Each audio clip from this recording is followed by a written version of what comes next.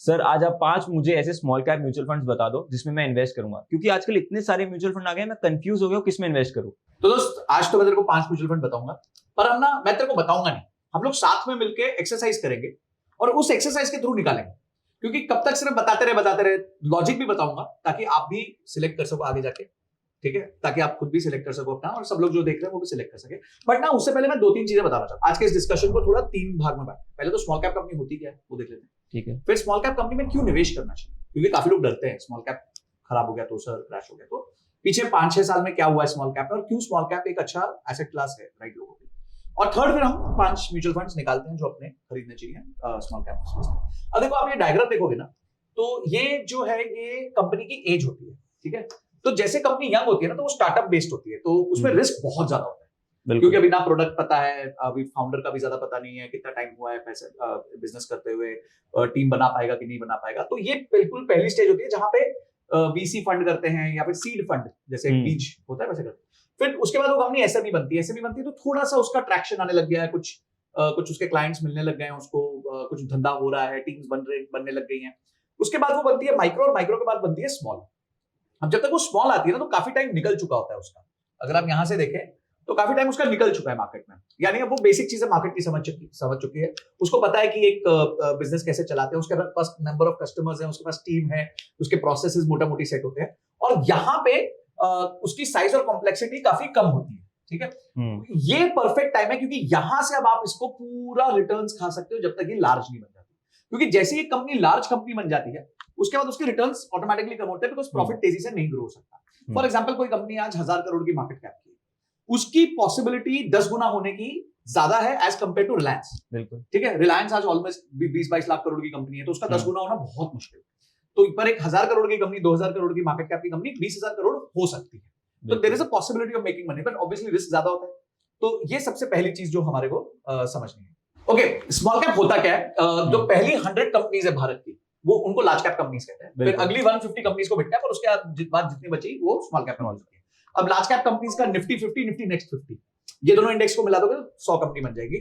Nifty mid cap 150 जो होता है वो 150 कंपनीज है जो मिड कैप है, और उसके बाद निफ्टी स्मॉल कैप के लिए अलग अलग इंडेक्स है, जिसमें ज्यादातर यूज होता है निफ्टी स्मॉल कैप 250, तो वो एक इंडेक्स माना जाता है। अब उसमें भी अगर आप देखें तो 2000 करोड़ मार्केट कैप यानी कि थोड़ी सी बड़ी हो चुकी है जो कंपनीज, ऐसी 800 कंपनीज, ओके, ठीक है।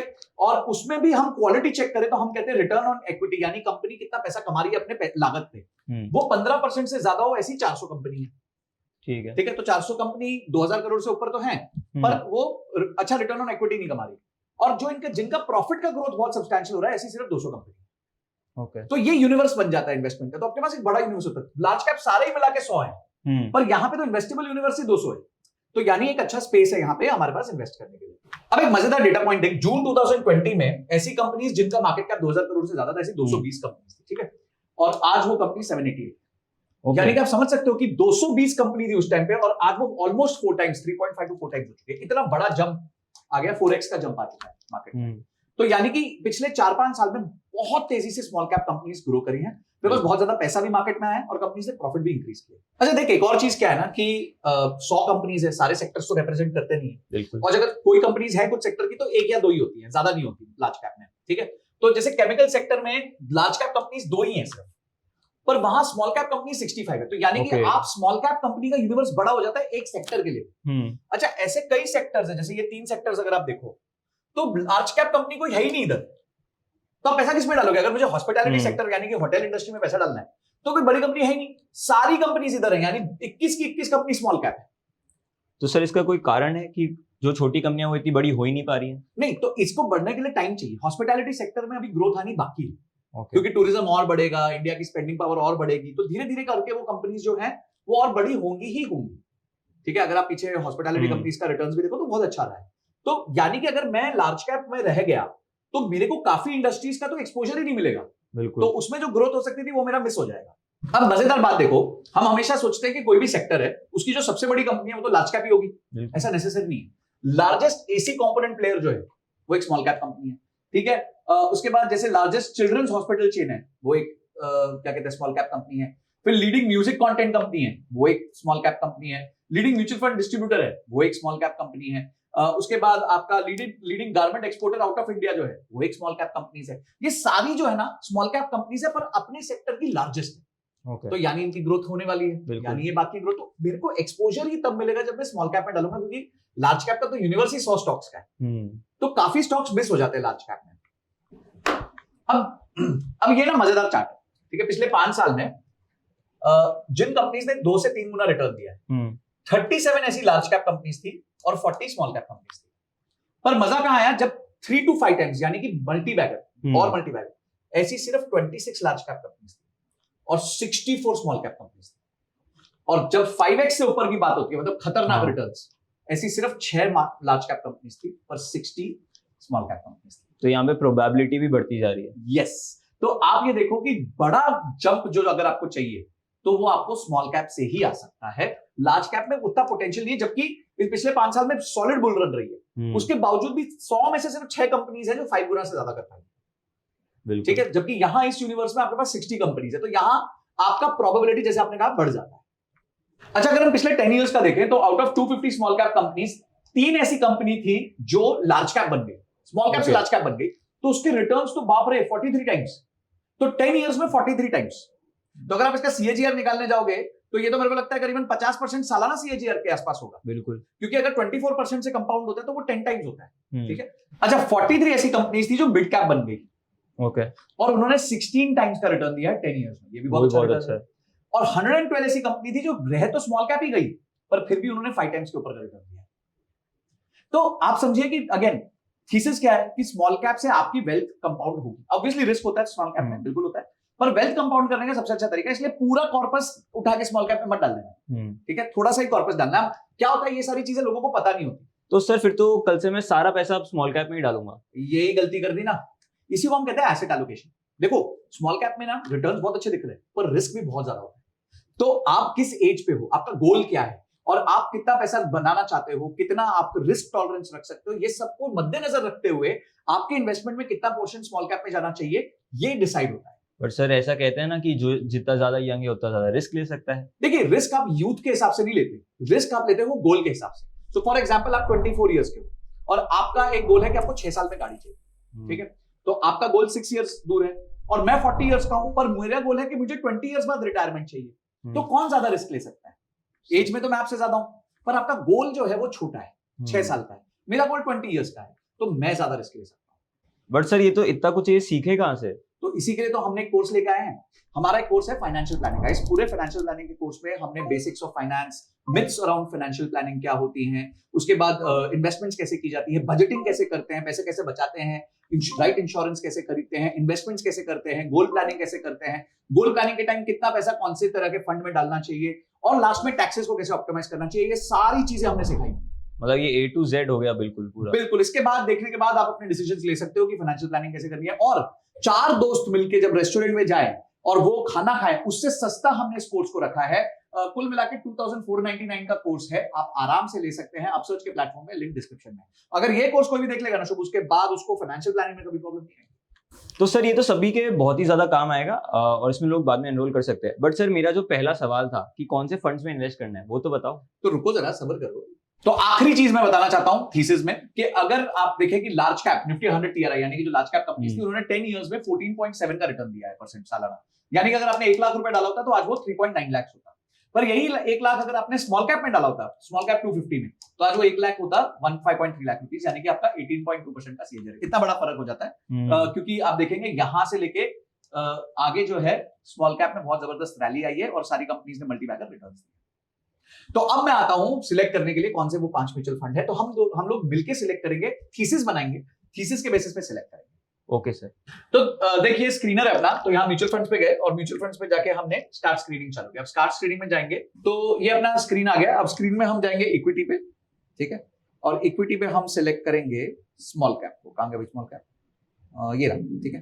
तो स्मॉल कैप का यूनिवर्स आ गया हमारे पास। 29 टोटल रिजल्ट्स आ गए यहाँ पे, ओके, जो स्मॉल कैप वाले फंड्स हैं। अब हम क्या करेंगे, इसमें से हम कुछ फिल्टर्स लगाएंगे, बढ़िया, ठीक है। सबसे पहला हम फिल्टर क्या लगाएंगे, हम ये देखेंगे कि कोई भी फंड जो है ना उसका 3 साल का और 5 साल का रिटर्न्स चेक करेंगे। तो 3 ईयर और 5 ईयर, ठीक है। और एक हम जरूर चेक करते हैं, मेरे लिए बहुत इंपॉर्टेंट होता है रोलिंग रिटर्न्स। अब रोलिंग रिटर्न्स क्या होता है? रोलिंग रिटर्न्स जैसे समझो सहवाग है और द्रविड़ है और आपको टेस्ट मैच खेलना है, तो आप किसको ज्यादा फेवर करोगे, सहवाग को कि द्रविड़ को? द्रविड़ को। क्यों? क्योंकि क्योंकि वो कंसिस्टेंट है। बिल्कुल ठीक है, तो जिसके रोलिंग रिटर्न्स ज्यादा होते हैं वो एक कंसिस्टेंट फंड होता है। कभी कभी क्या होता है कि फंड, दो फंड्स हैं, दोनों ने सेम रिटर्न्स दिए 5 साल के लिए, पर एक है जो कंसिस्टेंटली रिटर्न दे रहा है, अच्छा, पर एक है जो अचानक से किसी टाइम ज्यादा दे देता है, अचानक से किसी टाइम कम हो जाता है। तो रोलिंग रिटर्न्स एक बहुत इंपॉर्टेंट मेजर बन जाता है। तो ये एक हमने रख लिया। रिस्क के एंगल से हम एक चीज बहुत इंपॉर्टेंट देखते हैं, वो है मैक्सिमम ड्रॉडाउन, यानी कि एक फंड में मैक्सिमम कितना लॉस हुआ है, 20%, 30%, 40%, एक बार में कितना गिरा है, मतलब कितना टाइम तक मैक्सिमम गिरा है। उसके बाद हम बात करेंगे रेशियोज की। तो रेशियो में एक बहुत इंपॉर्टेंट रेशियो होता है शार्प्स रेशियो। शार्प रेशियो मुझे बताता है कि मैंने कितना रिस्क लिया और उस रिस्क के बेसिस पर मुझे कितना रिटर्न मिला। तो ये रेशियो जितना ज्यादा होगा उतना मैंने कम रिस्क लेके ज्यादा रिटर्न बनाया है। ओके, ठीक है, तो ये हमने कुछ फिल्टर्स लगा दिए, तो ये हमने इनको डन कर दिया। अब ये फिल्टर्स के हिसाब से हो गया ऑर्गेनाइज। अब मैं इसको एक्सपोर्ट करता हूं। ठीक है, अभी 29 का यूनिवर्स है हमारे पास। तो ये देखिए AUM के हिसाब से सब ऑर्गेनाइज्ड है। ओके, मेरा पहला कॉन्सेप्ट होता है कि कोई भी ऐसी कंपनी जिसने 3 साल नहीं निकाले हैं तो उसको हम नहीं कंसिडर करें। 3 साल नहीं निकाले? 3 साल मतलब म्यूचुअल फंड को 3 साल मिनिमम होना चाहिए। ओके, ठीक है, तो हम ना पहले 3 इयर्स रिटर्न को यहां से देखते हैं। तो यहां हम इसको शॉर्ट करते हैं A to Z। ठीक है, तो A to Z ये देखिए, ये जो है इनको हम डिलीट कर देंगे। ओके, ठीक है, इन सारे फंड्स को हम डिलीट कर देंगे, ये वाले सारे। ठीक है, तो अब हमारे पास वो सारे फंड्स आ गए जो 3 साल से ज्यादा निकाल चुके हैं। बिल्कुल। अब हम क्या करेंगे, अब हम सबको ऑर्गेनाइज करेंगे as per there rolling returns, क्योंकि मुझे द्रविड़ चाहिए टीम में। ठीक है, तो अब मैं सबसे पहले रोलिंग रिटर्न्स में जाऊंगा और रोलिंग रिटर्न्स को Z to A कर देंगे, मतलब यानी कि हाईएस्ट टू लोएस्ट कर देंगे। तो हम देख सकते हैं जैसे क्वांट स्मॉल कैप फंड ने सबसे ज्यादा रोलिंग रिटर्न्स दिए हैं, ऐसे इसमें हम क्या करेंगे, 15 कंपनीज रखेंगे और 15 कंपनीज के बाद वाली सारी डिलीट कर देंगे। ठीक है, ठीक है, तो ये 2 से लेके समझो 16 तक, तो यहां से DSP यहां से लेके हम सब कुछ उड़ा देंगे, ठीक, नीचे जितने भी फंड्स हैं। ठीक है, तो this all we don't require. Okay, अब हम देखते हैं, अब है ना 2-3 तरीके से इसको मेजर किया जा सकता है। एक है आप देख सकते हो मैक्सिमम ड्रॉडाउन के हिसाब से देख सकते हो। ओके, सो फॉर एग्जांपल ये वाला जो फंड है सुंदरम स्मॉल कैप फंड, उसने सबसे ज्यादा ड्रॉडाउन दिया है 57%। बिल्कुल, यानी कि ये बहुत रिस्की फंड हो गया कि इसने सबसे ज्यादा, जब भी गिरता है सबसे ज्यादा नीचे गिरता है। यहाँ पे शार्प्स रेशियो जैसे मैंने बताया था, हाईएस्ट इज मोस्ट इंपॉर्टेंट, यानी जिसका सबसे ज्यादा होगा वो सबसे अच्छा रिस्क एडजस्टेड रिटर्न्स दे रहा है। पर मैंने एक और रेशियो इजाद की है, इन्वेंट किया। वो रेशियो है कि 3 year annual rolling return divided by expense ratio, यानी कि मैं कितने एक्सपेंस रेशियो पे कितना रिटर्न्स जनरेट कर रहा हूं। ओके, ठीक है, क्योंकि मैं तो एक्सपेंस रेशियो दे रहा हूं। तो अगर मैं इसको डिसेंडिंग ऑर्डर में ऑर्गेनाइज करूं तो टॉप 5 फंड्स ये निकल के आते हैं, 1 2 3 4 5। इसके अलावा हम सारे फंड्स को डिलीट कर देते हैं। ठीक है, तो ये हमने इसको कर दिया डिलीट। अब ये बचे आपके टॉप 5 फंड्स। तो टाटा स्मॉल कैप फंड है जिसका AUM करीबन 10,000 करोड़ है, 32% का इसने रूलिंग रिटर्न्स दिया है और इसका मैक्सिमम ड्रॉडाउन भी 36% रहा है, जबकि आपने देखा दूसरे फंड्स में 49-50% भी था। शार्प रेशियो भी इसका अच्छा है 1.73 का, और सबसे ज्यादा इसने क्या कहते हैं, जितना आपने एक्सपेंस दिया उसके हिसाब से सबसे बेटर रिटर्न्स दिया है। सेकंड फंड निकल के आ रहा है बंधन स्मॉल कैप फंड, फिर ईडलवाइस, फिर इन्वेस्को और फिर ITA।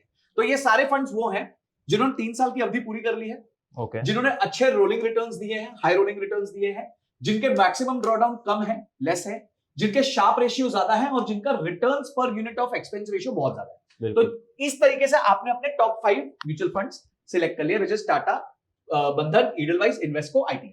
अब देखिए ये थीसिस है, ठीक है, तो आपकी हर जन की अपनी थीसिस हो सकती है। कोई कहेगा सर मेरे को रिस्क से टेंशन ही नहीं है, मैं तो 20-25 साल के लिए डालने वाला हूं पैसा, तो मैं क्या करूंगा, मैं ये सब रेशियो नहीं निकालूंगा, मैं सिर्फ ये देखूंगा कि रोलिंग रिटर्न्स में सबसे ज्यादा किसने दिया, मैं तो उन्हीं टॉप 5 फंड्स को निकालूंगा। तो हर जन की अपनी थीसिस होती है। मैंने आपको वो थीसिस दी है जिसमें आपने पर यूनिट रिस्क पे कितना रिटर्न कमाया है, पर यूनिट इन्वेस्टमेंट पे आपने TER के बेसिस पे यानी कि टोटल एक्सपेंस रेशियो के बेसिस पे कितना रिटर्न कमाया, तो उस हिसाब से हमने इस यूनिवर्स को सिलेक्ट किया। तो सर वापस ये सारी बात गोल पे आ जाती है, हाँ, कि जिसका गोल जैसे जैसे पता होगा उस हिसाब से वो सही डिसीजन ले पाएगा। देखिए इसमें होता है गोल और उसके साथ होता है रिस्क टॉलरेंस। ठीक है, रिस्क टॉलरेंस का मैं मतलब बताता हूं। रिस्क टॉलरेंस का मतलब होता है कि आप अपने पोर्टफोलियो को कितना गिरते हुए देख सकते हो। तो कुछ लोग डर जाते हैं, 2, 3, 4, 5% पे डर जाएंगे। कुछ लोग बोलेंगे ठीक है यार मुझे पता है मैं लॉन्ग टर्म के लिए इन्वेस्टेड हूं, 20% भी गिरा तो कोई प्रॉब्लम नहीं। वहां पे उनको मैक्सिमम ड्रॉडाउन देखना चाहिए और जो सबसे कम मैक्सिमम ड्रॉडाउन है उसमें निवेश करना चाहिए। कोई बोलता है रिस्क टॉलरेंस मेरी बहुत ज्यादा है तो इसके लिए ये पैरामीटर है ही नहीं, फिर वो सोचेगा कि मेरा रोलिंग रिटर्न सबसे ज्यादा किसमें आ रहा है।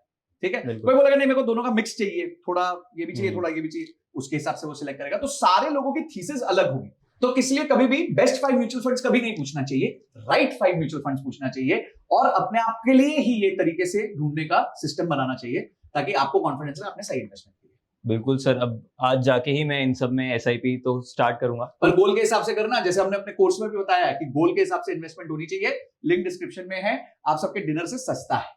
बिल्कुल सर, आई होप आपको इससे आपके फंड सॉर्ट हो गए होंगे, कौन से म्यूचुअल फंड्स आपको चूज करने चाहिए, अपने क्राइटेरिया आपको समझ में आ गया है, उसके अकॉर्डिंगली अपने म्यूचुअल फंड्स चूज कीजिएगा। तो अगर ऐसे ही वीडियोस अगर आपको पसंद आ रहे हैं तो इस चैनल को सब्सक्राइब कर दीजिए और इस वीडियो को लाइक कर दीजिए। मिलते हैं अगली वीडियो में।